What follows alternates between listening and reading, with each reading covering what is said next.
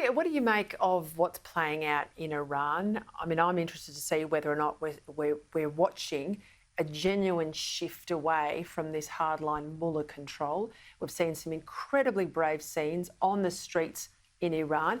We've also seen some brave scenes in classrooms, young girls taking off their headscarves and basically giving the bird to the picture of the Ayatollah in the classroom, Caleb. It's fantastic to see the uprising and the fact that girls are feeling empowered to do that, because we know that Iran wasn't always like this. We go back to the 60s, women getting around in miniskirts. It was a very different country then. And it really puts into perspective, we argue about whether or not we should open doors for women here in Australia and in other parts of the world. They have to fight for fundamental rights, such as not being hauled off to prison for not wearing a hijab properly.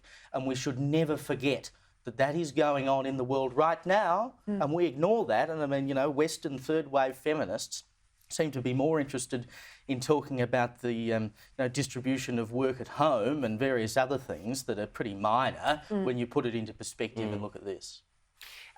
In the European Parliament, we had a Swedish MP, born in Iraq, I think she was, made a real statement. How do you see that?